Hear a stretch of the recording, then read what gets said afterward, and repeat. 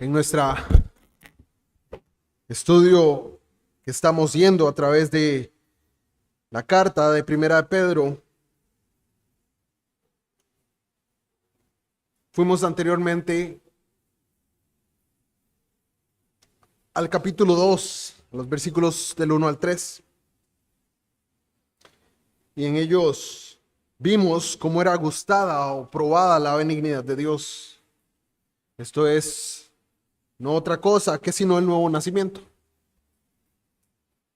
Los que han nacido de nuevo son quienes han probado la benignidad de Dios. Estos son llamados a dejar a un lado y abandonar básicamente aquello que Dios aborrece, aquellas cosas que son una afrenta para Dios. Pero también son llamados a alimentarse de una leche espiritual. Esta es la que trae nutrición, la que permite a los nacidos de nuevo crecer. Hoy, leeremos a partir del versículo 4 hasta el versículo 8. Y veremos en él una nueva imagen, la de un edificio.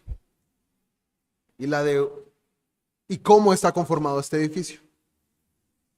Vamos a leer en este momento Primera de Pedro, capítulo 2, del 4 al 8. Dice: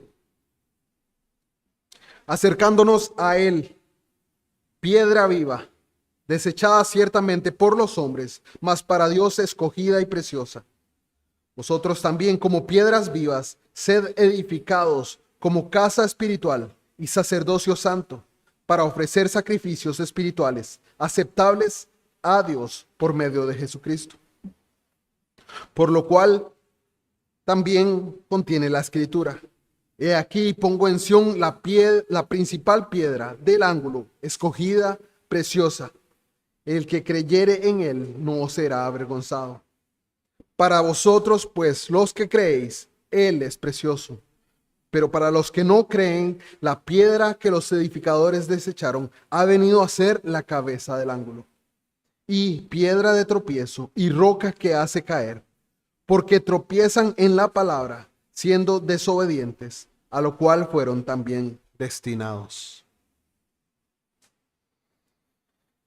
Vemos cómo se nos introduce este pasaje hablándonos de Cristo y haciendo una referencia de la naturaleza de Cristo.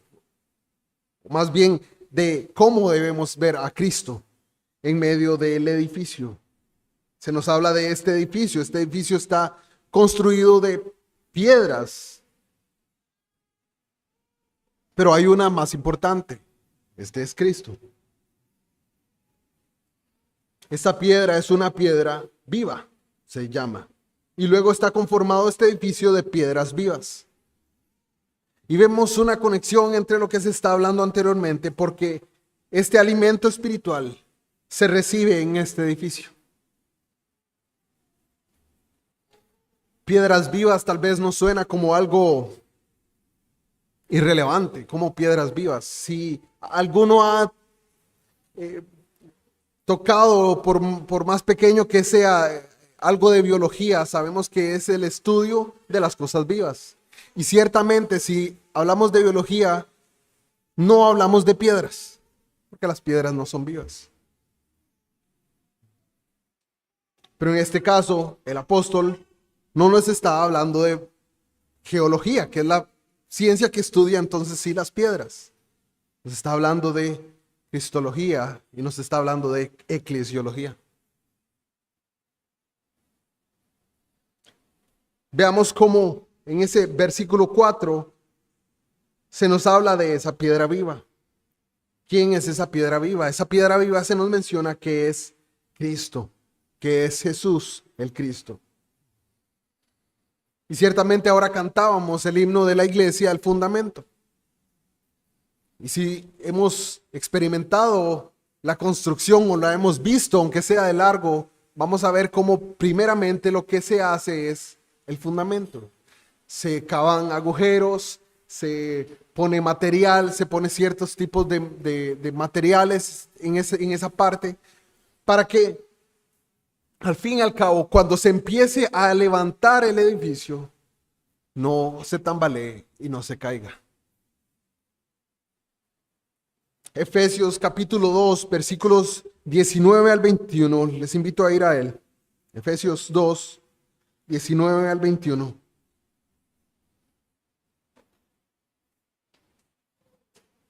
Donde el apóstol Pablo se dirige a la iglesia de Éfeso, les dice así: así que ya no sois extranjeros ni advenedizos, sino conciudadanos de los santos y miembros de la familia de Dios, edificados sobre el fundamento de los apóstoles y profetas, siendo la principal piedra del ángulo Jesucristo mismo, en quien todo el edificio bien coordinado va creciendo para ser un templo santo en el Señor, y en quien vosotros también sois juntamente edificados para morada de Dios en el Espíritu.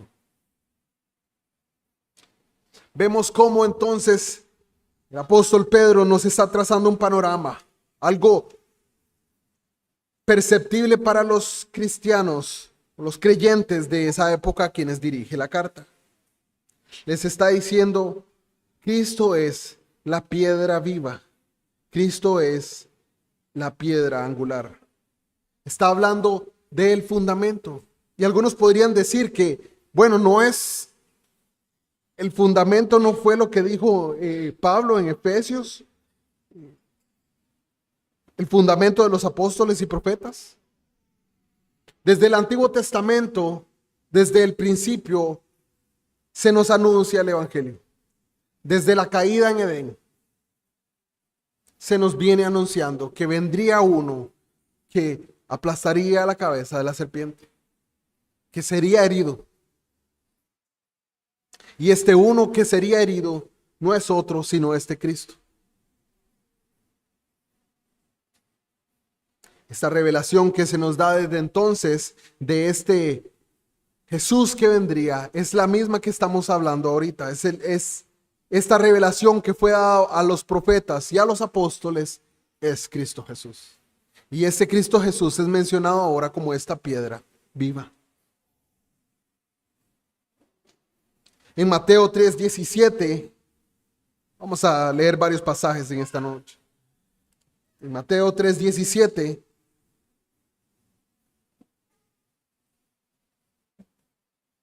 se nos dice también que esta piedra, dice el versículo 17 de Mateo 3, y hubo una voz en los cielos que decía: este es mi Hijo amado, en quien tengo complacencia.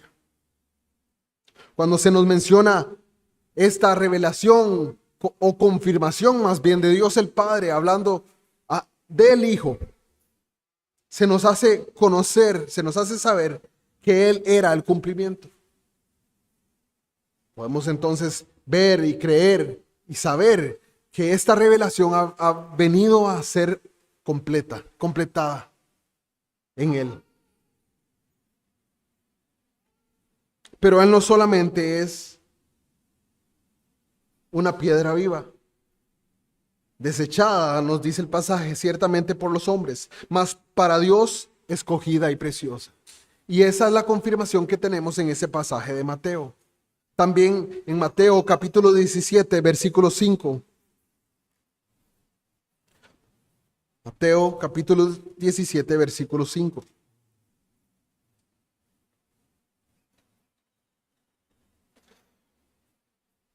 En medio de la transfiguración está este pasaje. Dice: mientras él aún hablaba, una nube de luz los cubrió. Y aquí una voz desde la nube que decía: este es mi Hijo amado, en quien tengo complacencia. A él oíd. Y es que esta revelación que se nos viene dando desde entonces, desde el principio en el Edén, ha tenido una y otra vez, ha sido presentada una y otra vez a diferentes personas a través de la historia. O fue presentada en diferentes formas a través de la historia. Y llegó a su plenitud en Cristo.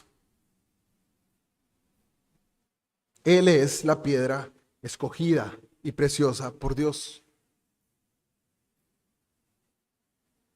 Pero también se nos habla de este Jesús no solamente como una piedra viva, También se nos habla como la piedra angular. Esta piedra viva se nos menciona en este caso no solamente por el hecho de que Jesús es el autor de la vida, es lo que nos dice Juan cuando empieza su evangelio. Juan 1:1.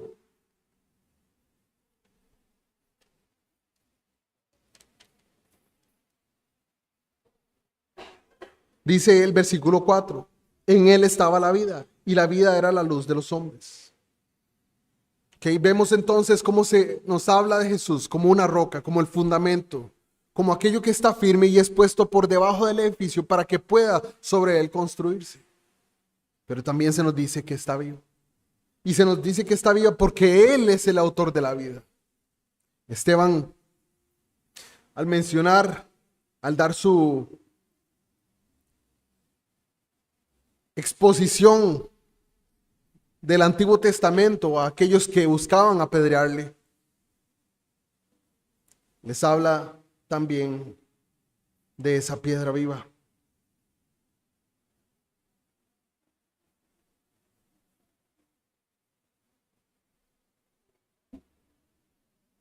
Vamos a 1 Corintios capítulo 10, versículo 4. 1 Corintios 10, 4.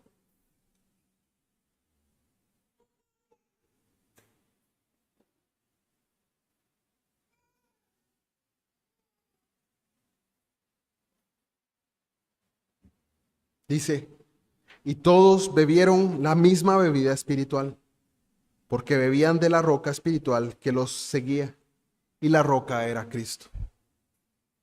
Vemos cómo una y otra vez, a través del Antiguo Testamento, se nos ha señalado a Cristo y se nos ha tipificado a Cristo.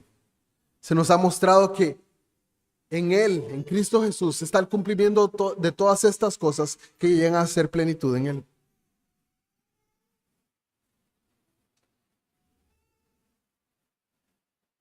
Él es el fundamento, Él es la base. Muy importante ver que las edificaciones que vemos muy antiguas, algunas de miles de años, han permanecido. ¿Por qué? Porque estas fueron construidas en piedra. Todo tipo de edificaciones pueden ser hechas hoy en día en medio de nosotros. Pueden ser hechas con gypsum, pueden ser con soldadura, con purlin, con todo este tipo de cosas. Y normalmente tienen un lapso de tiempo. Un lapso de tiempo donde esta edificación permanecerá. Qué bonita esta casa, qué bonita esta construcción que se hizo. Está muy linda, sí, es muy linda y probablemente pueda tener acabados muy particulares porque son más materiales más manejables, más maleables. Pero no así las edificaciones muy antiguas. Las edificaciones más antiguas que podemos encontrar en lugares como Europa o incluso pirámides que tienen miles de años. Han permanecido el paso del tiempo. ¿Por qué? Porque fueron construidas en piedra. Entonces la imagen que nos está trayendo Pedro es la de un edificio firme, sólido, un edificio que permanecerá.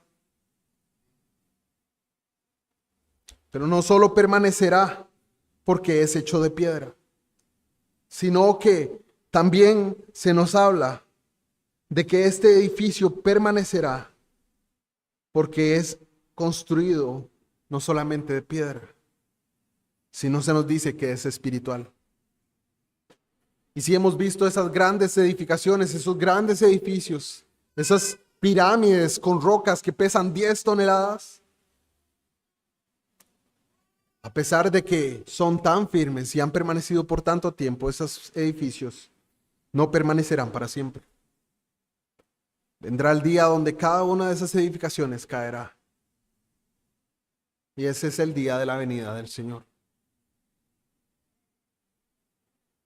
Pero este edificio que se nos menciona aquí, esta casa espiritual sobre la cual los creyentes deben ser edificados, permanecerá. porque es una casa espiritual. Y al llamársele espiritual se nos habla de cómo ese edificio trasciende este tiempo. Ese edificio permanecerá y seguirá en pie aún aunque este mundo sea destruido.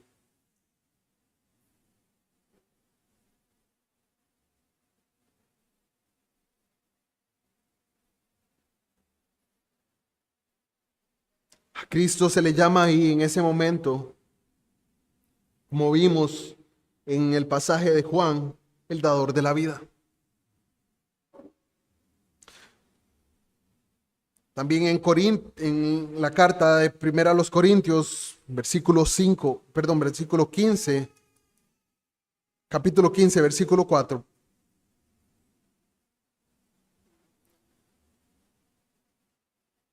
Primera a los Corintios 15, 4. Dice, 3 y 4, perdón. Porque primeramente os he enseñado lo que asimismo recibí, que Cristo murió por nuestros pecados conforme a las Escrituras, y que fue sepultado, y que resucitó al tercer día conforme a las Escrituras. Estamos acostumbrados a ver todo tipo de estatuas, hechas de hombres que marcaron un hito tal vez en la historia de la humanidad. Vemos estatuas de presidentes, de científicos, de hombres muy particulares, de filósofos, incluso de principales religiosos o de otras religiones también. Estatuas de Buda, estatuas de Mohammed. Pero a diferencia de todas esas estatuas, Cristo no está muerto. Él vive. Porque ha resucitado. Y Él, el dador de la vida, aunque fue muerto por aquellos que le crucificaron, se nos dice que también resucitó. Y hoy vive. Entonces por eso podemos llamar a Cristo el fundamento de nuestra fe. Esa piedra que le da forma, esa piedra que se pone en el ángulo y permite que las dos paredes puedan ser construidas. Esa piedra que sostiene las dos paredes principales donde una edificación es hecha. Tal vez hoy en día no sea para nosotros de tanto impacto llamar a Cristo una piedra angular, porque estamos acostumbrados a otros tipos de construcciones, otros tipos de edificaciones con bloques. Pero en el pasado era muy importante que donde se iniciaba una edificación, en el ángulo particular, en el ángulo donde se iba a iniciar esa edificación, estuviera una piedra muy particular para que dos paredes pudieran hacerse. Y a la hora que iba creciendo las paredes, que se iban construyendo las paredes, no se vinieran abajo, sino que se sostuvieran la una con la otra. Y eso es lo que se está refiriendo con respecto a Cristo. Él es, entonces, nuestra piedra angular. Él es la piedra angular de esta casa espiritual. Pero esta casa espiritual está compuesta no solamente de Cristo, sino también de otras piedras. Esta casa espiritual está hecha, dice, versículo 5. Vosotros también, como piedras vivas, sed edificados como casa espiritual y sacerdocio santo para ofrecer sacrificios espirituales aceptables a Dios por medio de Jesucristo.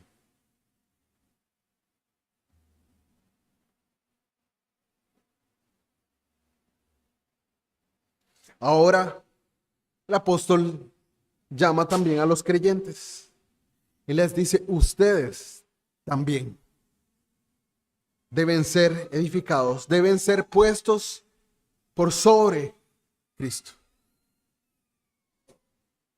Este edificio, esta casa espiritual se compone de todos los creyentes, todos aquellos que han confiado en Jesucristo, todos aquellos que han puesto su fe en Él, deben entonces ser edificados sobre Él, deben ser puestos sobre la roca angular.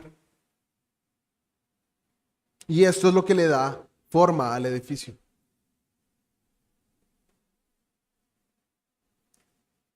Desde la antigüedad, igualmente desde Génesis, Dios ha dispuesto un lugar para relacionarse con la humanidad. El jardín del Edén, los teólogos le llamaron o le llaman que fue el primer templo.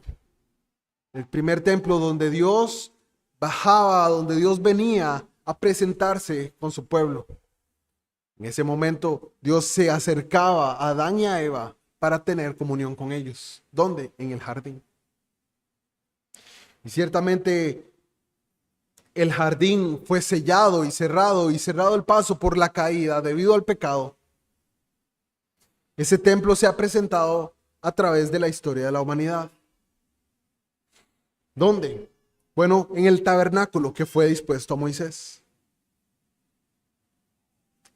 A Moisés se le reveló un tabernáculo con medidas precisas y exactas que representaban el templo de Dios en el cielo. Se le dio una imagen de lo que había en el cielo.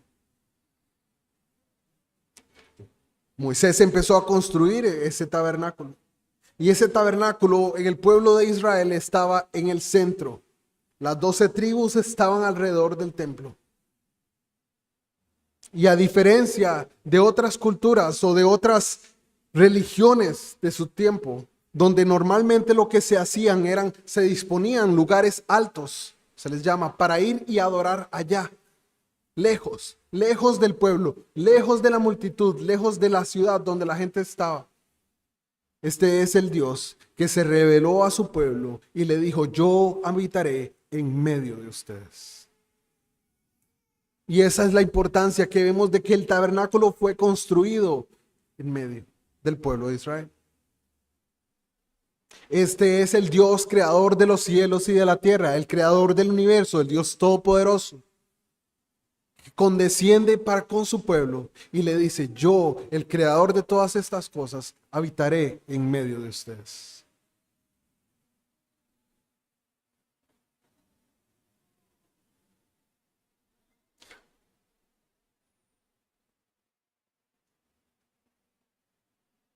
Es claro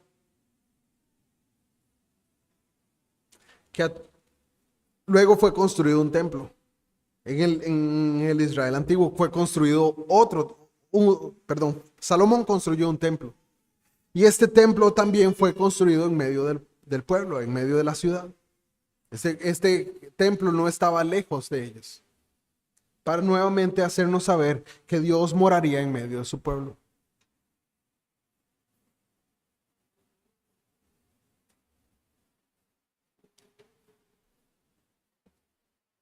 Pablo les llama la atención a los atenienses, diciéndoles en Hechos 17:24, les dice: el Dios que hizo el mundo y todas las cosas que en él hay, siendo Señor del cielo y de la tierra, no habita en templos hechos por manos de hombres, por manos humanas, perdón. Bueno, ¿cómo es que el templo fue hecho para que Dios habitara en él? ¿Cómo fue que en la antigüedad Dios dispuso que los hombres crearan un templo, un tabernáculo, para que Dios habitara en ellos y tener comunión con ellos ahí?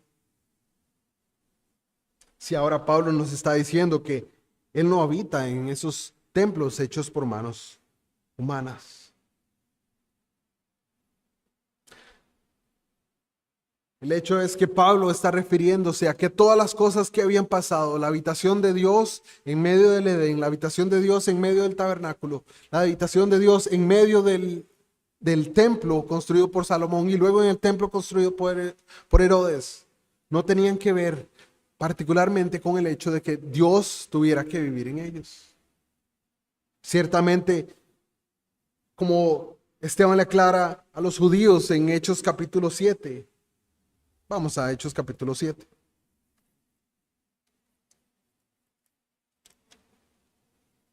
Versículos 48 al 51.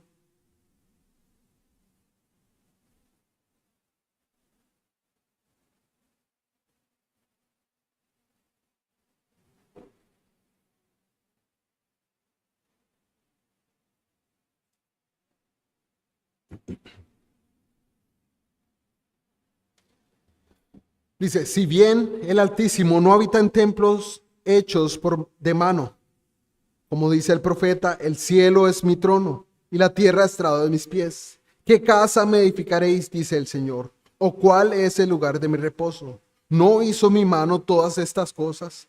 Duros de cerviz e incircuncisos de corazón y de oídos. Vosotros resistís siempre al Espíritu Santo, como vuestros padres, así también vosotros. Entonces vemos como lo que Pablo está refiriéndose es a este deseo de los hombres de crear templos para que Dios habite en ellos, de encerrar a Dios en un lugar o un espacio físico. Ciertamente Dios no habita en esos lugares, pero sí Dios dispuso esos lugares en la antigüedad para que ahí su presencia morara y los hombres pudieran tener una comunión con Él. ¿A través de qué? De sacrificios. A través de una adoración verdadera. Está claro si leemos la historia del pueblo de Israel en el Antiguo Testamento, que esa revelación que Dios da de cómo deben adorarle, muy rápido el pueblo judío se aparta de ella. Se vuelve a otros dioses, a otros ídolos y empieza a adorar cualquier otra cosa. Por eso Esteban los exhorta y les dice: duros de cerviz e incircuncisos de corazón y de oídos, vosotros resistís siempre al Espíritu Santo. Como vuestros padres, así también vosotros. Por eso vemos que la imagen que nos da Pedro en nuestro texto, en nuestro pasaje de hoy, habla de cómo nosotros, como los creyentes, como piedras vivas, van a ser edificados como casa espiritual, como sacerdocio santo, para ofrecer sacrificios espirituales aceptables a Dios por medio de Jesucristo. Y es que los creyentes, aquellos que han confiado en Él, son ahora la morada de Dios. Segunda a los Corintios, capítulo 6, versículo 16, nos habla un poco de esto. Segunda de Corintios 6, 16.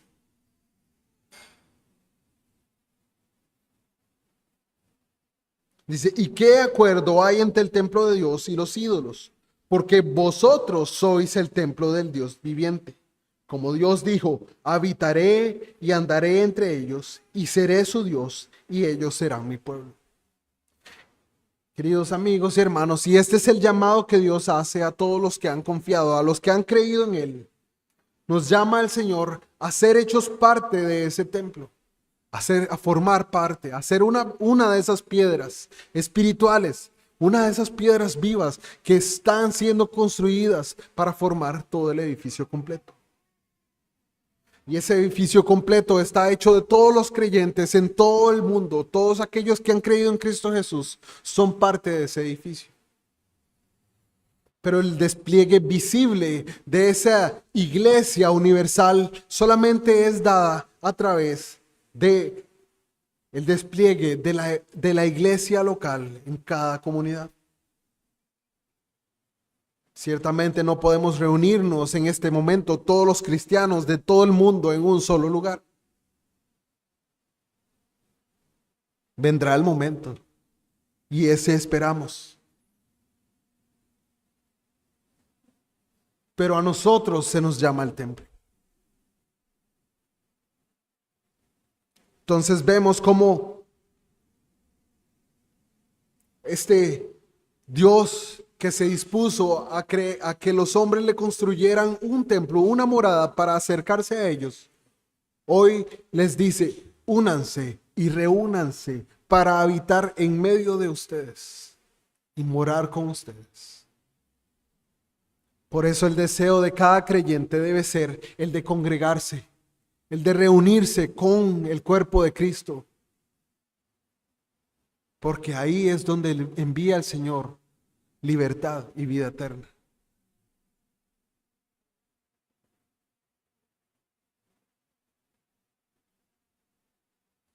Hermanos, ya que han creído, ya que han confiado en Cristo Jesús,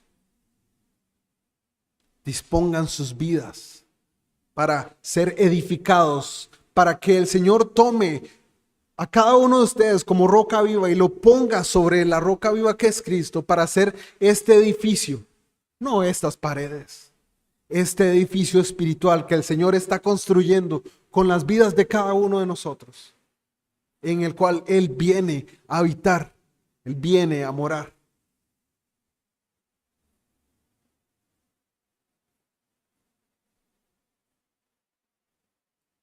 Pasaje de Efesios 2:19,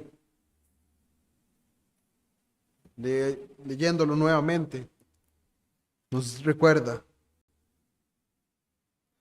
así que ya no sois extranjeros ni advenedizos, sino conciudadanos de los santos y miembros de la familia de Dios, edificados sobre el fundamento de los apóstoles y profetas, siendo la principal piedra del ángulo Jesucristo mismo, en quien todo el edificio bien coordinado va creciendo para ser un templo santo en el Señor, en quien vosotros también sois juntamente edificados para morada de Dios en el Espíritu.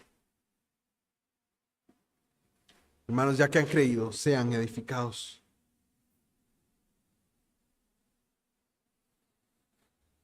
Pero si vemos este edificio, este templo, que fue en la antigüedad, siempre utilizó o siempre contuvo en medio de él sacrificios. Y es lo otro que se nos llama en este versículo 5, dice: edificados como casa espiritual y sacerdocio santo, para ofrecer sacrificios espirituales aceptables a Dios por medio de Jesucristo. Una de las cosas que Dios transforma o cambia con el nuevo pacto es el hecho de que cada creyente es hecho un sacerdote, es hecho parte de ese real sacerdocio. En la antigüedad, en el tabernáculo y el templo antiguo judío, los únicos que podían ofrecer sacrificios eran los sacerdotes. Y el único que podía entrar al lugar santísimo era el sumo sacerdote una vez al año, habiendo ofrecido un sacrificio primeramente para limpiarse a sí mismo. En segundo lugar, un sacrificio para que el pueblo fuera librado.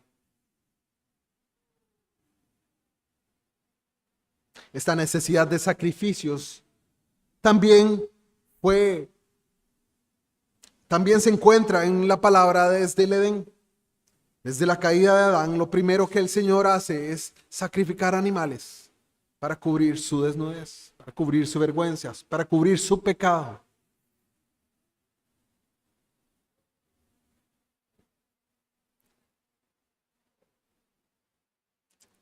Claramente los pueblos paganos desde entonces empezaron también a sacrificar a sus dioses, porque apartaron su mirada del único Dios verdadero.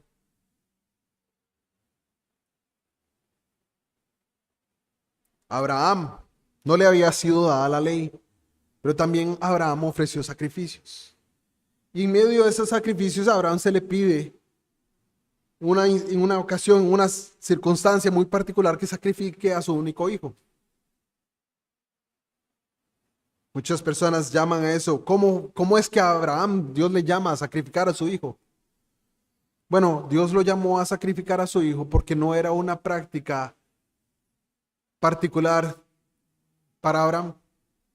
Esa era una práctica pagana. Esa era una práctica conocida en medio de las tierras de Abraham, de los otros que habitaban en esas tierras, sacrificar a sus hijos.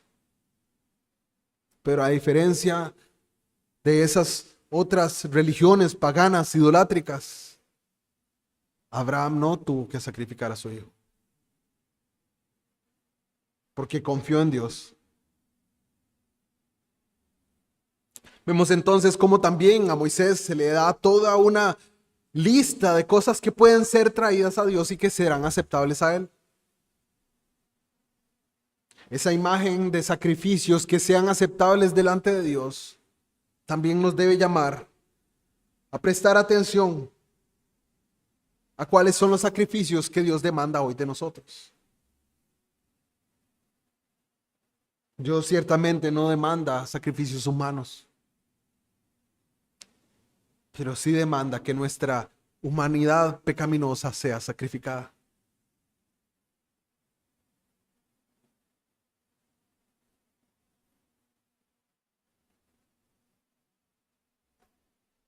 Aunque esta revelación de sacrificios y esta forma de sacrificar particular fue revelada al pueblo de Dios, muchos otros fueron partícipes de esos sacrificios. Personas que no pertenecían al pueblo de Dios. En varias instancias, hombres que no eran judíos sacrificaron al Señor. Y el Señor vio algunos de estos sacrificios aceptables, particularmente porque fueron hechos con fe en el Señor, con fe en el único Dios vivo y verdadero. Pero todos esos sacrificios que nos son mostrados en el Antiguo Testamento, en el Antiguo Pacto, nos apuntan a los sacrificios que son hoy día necesarios para nosotros. Pablo en Romanos capítulo 12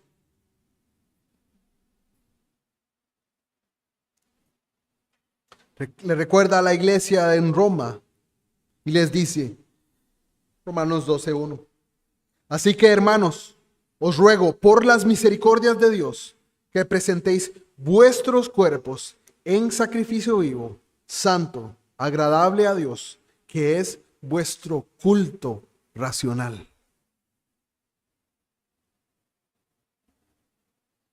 Y sí hay toda una serie de sacrificios que podemos hacer.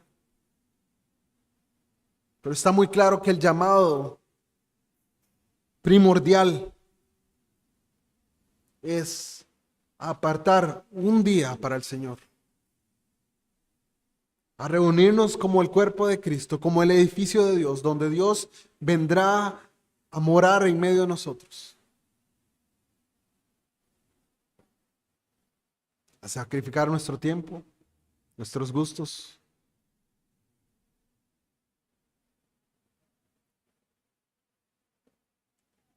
a sacrificar otras cosas, presentarlas delante del Señor como un culto racional, santo, agradable al Señor.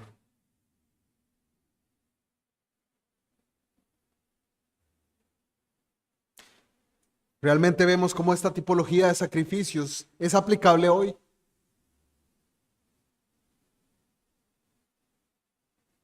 Habiendo sido eliminado ya la forma de los sacrificios animales. El autor a los Hebreos, en el capítulo 8, nos habla acerca de esto. Hebreos 8:13. Varios pasajes, el 8 y el 10. Capítulo 8 y 10, perdón.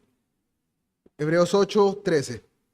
Al decir nuevo pacto, ha dado por viejo al primero, y lo que se da por viejo se envejece y está próximo a desaparecer. El autor de los Hebreos está hablando de los sacrificios que se ofrecían aún en el templo del Señor. Y en el versículo 10, en capítulo 10, perdón, versículos 9, tenemos, y diciendo luego, he aquí que vengo, oh Dios, para hacer tu voluntad, quítalo primero para establecer esto último. Hablando de lo mismo, del vencimiento que tenían los sacrificios animales.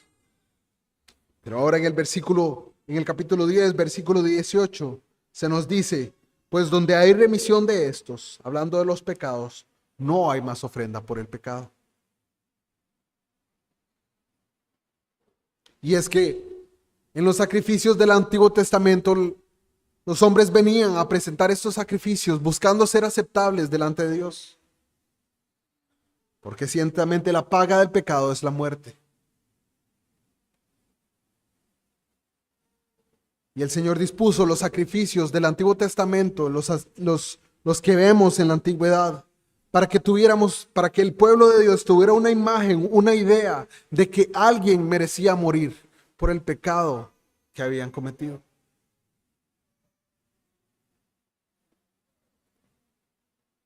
Pero ciertamente esos múltiples sacrificios no quitaban, no limpiaban plenamente el pecado.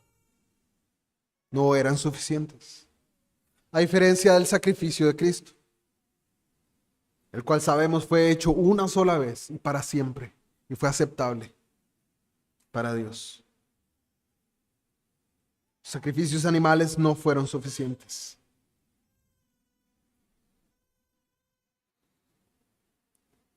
Hoy en día no se nos llama a hacer estos sacrificios de animales. Se nos llama a sacrificar espiritualmente nuestras vidas.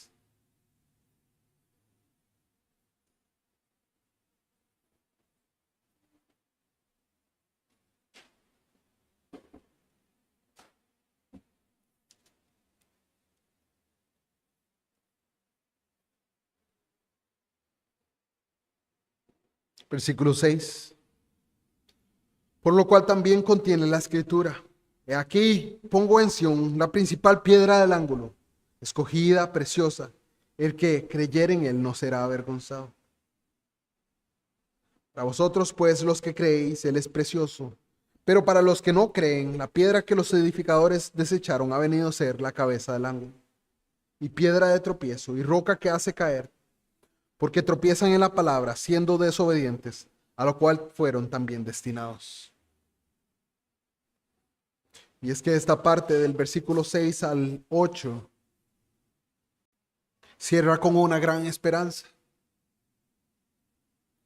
que el que creyere en él no será avergonzado. Si tú has creído en Cristo, si has confiado en él, si has puesto tu confianza en Cristo Jesús, no buscando que tus sacrificios sean aceptables delante de él, porque su sacrificio, cualquiera de los sacrificios que hagamos, nada es para él. No es para él que sacrificamos. Perdón, es para él que sacrificamos, pero no es para satisfacerle a él, sino más bien porque hemos sido salvados, porque él nos ha transformado y buscamos obedecerle y presentarnos agradables delante de él, como aquellos que están siendo justificados, aquellos que son justificados y que están siendo santificados. Presentamos nuestros sacrificios delante de él. El que cree en él no será avergonzado. Él es precioso para los que creen. Pero para los que no creen, la piedra que los edificadores desecharon ha venido a ser la cabeza del ángulo, piedra de tropiezo y roca que hace caer. Porque tropiezan en la palabra, siendo desobedientes, a lo cual fueron también destinados. Y es que Cristo es, sí, la piedra angular de este edificio espiritual en el cual estamos siendo edificados. Pero para el que no cree, Él es piedra de tropiezo. Y es muy interesante ver cómo el único nombre que encontramos en medio de nosotros sobre el cual se hace burla es sobre el nombre de Dios, el nombre de Cristo. Normalmente no escuchamos a la gente blasfemar utilizando el nombre del profeta Mohammed o el nombre de algún otro líder religioso o espiritual. No, es de Cristo. Es en contra de Él. ¿Y por qué? Porque Él es piedra de tropiezo para los que no creen.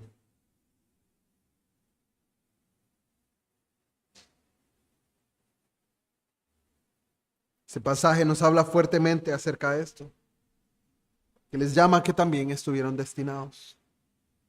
Y este será un tema que quisiera tocar en otro momento. Entonces llegaremos en esta noche hasta aquí. Hermanos, si usted ha creído, si usted ha confiado en Cristo Jesús, en su obra, como la obra plena y completa, trayendo remisión de sus pecados, transformando su vida, cambiándole, usted no será avergonzado. Y no estamos hablando de que no será avergonzado en esta vida. Estamos hablando de que no será avergonzado cuando tenga que rendir cuentas delante del Dios soberano. Ese día usted no será avergonzado. Pero si usted no ha puesto, no ha dispuesto su confianza en Él, en Cristo Jesús, usted será avergonzado. Si usted no ha creído en Él, usted sufrirá la vergüenza de que Él llegue y le diga, no te conozco.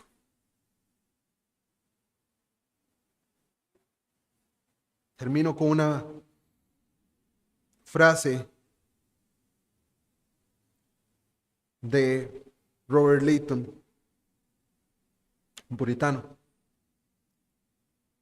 Dice, no penséis que creéis si vuestro corazón no está ocupado con Cristo. Si su amor no posee vuestra alma, de modo que nada os sea más precioso que Él. Si no podéis despreciar y pisotear todas las ventajas que tenéis o que querríais tener en lugar de Cristo, y contarlas con el gran apóstol como pérdida y como estiércol en comparación con Cristo. Y si le estimas a Cristo, trabaja para aumentar tu fe, para que lo estiméis más, porque a medida que la fe crezca, Él será aún más precioso para vosotros. Y si quieres que crezca, dirige ese ojo espiritual con frecuencia a aquel que es el objeto apropiado de Él. Porque incluso aquellos que son creyentes pueden posiblemente disminuir su amor y estima por Cristo, al permitir que la fe permanezca muerta dentro de ellos y no usarla para contemplar y aplicar a Cristo y el mundo. Entonces el mundo y algunas vanidades particulares pueden infiltrarse insensiblemente y meterse en el corazón y costarles muchos dolores antes de que puedan ser expulsados nuevamente.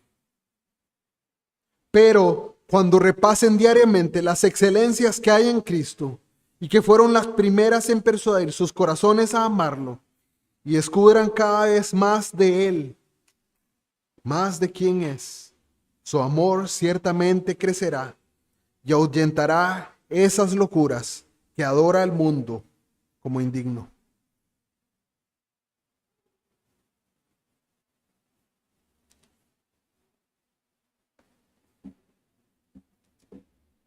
Oremos. Señor y Dios nuestro, gracias por tu palabra. Gracias por ese sacrificio perfecto en Cristo Jesús.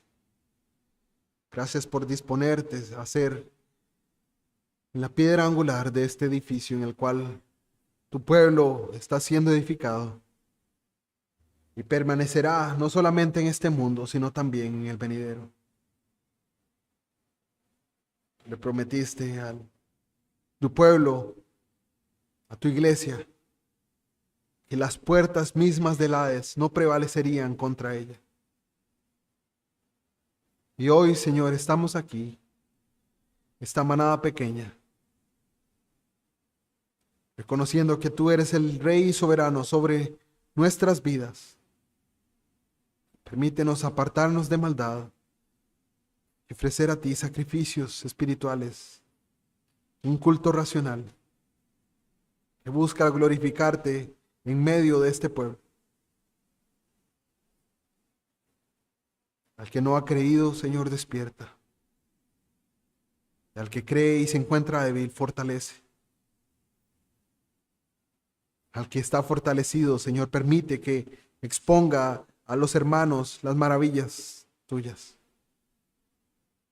Que fortalezca a otros. Gracias damos, oh Dios, por tu palabra y por la oportunidad que nos das de venir a ella.